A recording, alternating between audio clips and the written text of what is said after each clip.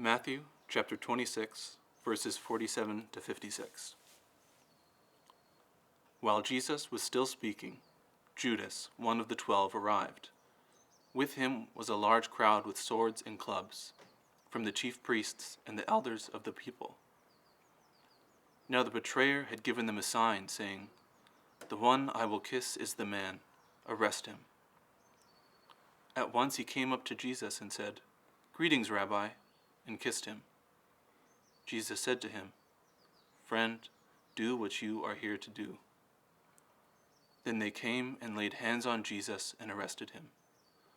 Suddenly, one of those with Jesus put his hand on his sword, drew it, and struck the slave of the high priest, cutting off his ear. Then Jesus said to him, "Put your sword back into its place, for all who take the sword will perish by the sword. Do you think that I cannot appeal to my Father, and he will at once send me more than 12 legions of angels? But how then would the scriptures be fulfilled, which say it must happen this way?" At that hour Jesus said to the crowds, "Have you come out with swords and clubs to arrest me as though I were a bandit? Day after day I sat in the temple teaching, and you did not arrest me. But all this has taken place, so that the scriptures of the prophets may be fulfilled." Then all the disciples deserted him and fled. Yesterday, Brother Emil was speaking about Jesus praying in the Garden of Gethsemane. And today we're going to the next scene, so to say, of the Passion of Jesus Christ. Jesus is arrested. But it's in a way even worse than that. It's not just that he's being arrested, he's being betrayed by one of his friends. In Taizé, we think that the theme of trust is very important. But if we look at today's text, we can ask ourselves this question: is this a realistic worldview? Is this even a biblical worldview? So first I would like to have a look at the different people that are in the text today. First of all, there's this big crowd that comes with Judas to arrest Jesus. Already on Sunday, Brother Paulo was talking about the crowds, about how they are ambiguous. On Palm Sunday, we saw this crowd that loved Jesus so much and that was so happy that he was coming to Jerusalem and that he would become king. But then, like Brother Paulo said also, this will turn very quickly. It will also be the crowds who will ask Jesus to be condemned to death. But Jesus doesn't seem to be afraid of the crowd. They come with a lot of people, but it is as if Jesus wants to say, "I am free. You can come with 100, you can come with 1,000, you come with 1,000,000, but it will not really make a change. I am free and I'm more powerful than you."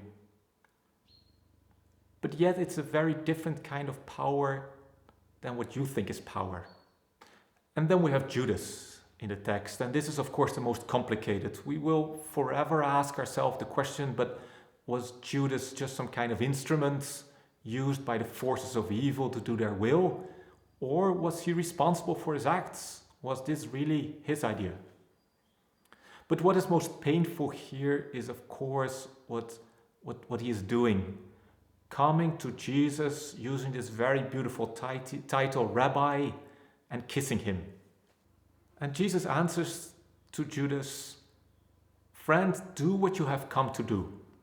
Of course, we could think that Jesus is being sarcastic here, that he says, "But you're not acting as a friend, so why do you pretend to be a friend?" But I think it's deeper than that. In this, Jesus wants to say to Judas, "But for me, you are my friend. I chose you to be my friend. I do not regret that. But now you have to make a choice. My friendship to you is very clear, but what do you do with this friendship?"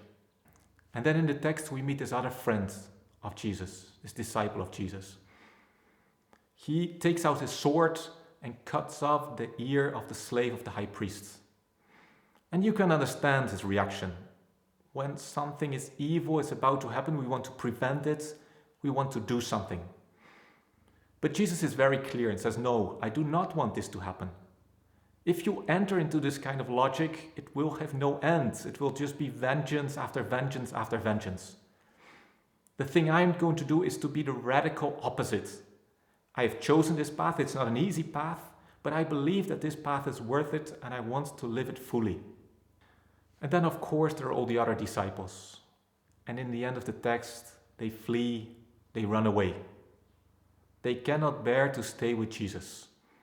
And we see this throughout the Passion, that most of the disciples, they disappear.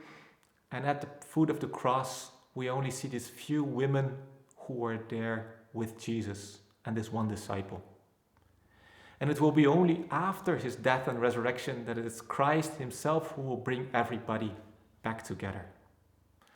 So today's text is very much about friendship. And how do we live friendship when things are difficult? And I think this is, of course, a very important question, always and also now in what we're living in this world. There are different reactions here in the texts. And the first reaction is the one from Judas, betrayal.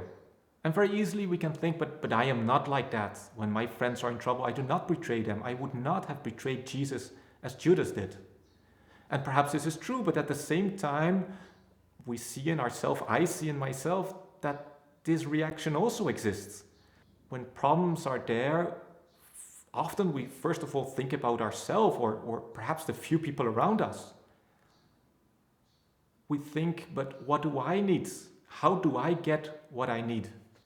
The next reaction is the one from the other disciples of Jesus, who, when problems arise, they run away. They like their friends as long as their friends give them something. They're of use to them.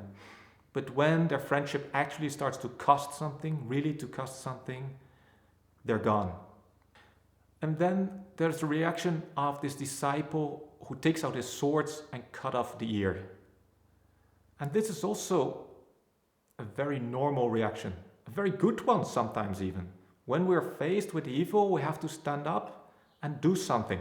We should not be passive and just look on. We should act. And of course, I spoke already about that Jesus says, but yeah, perhaps you should act, but not in this way, not in this violent way.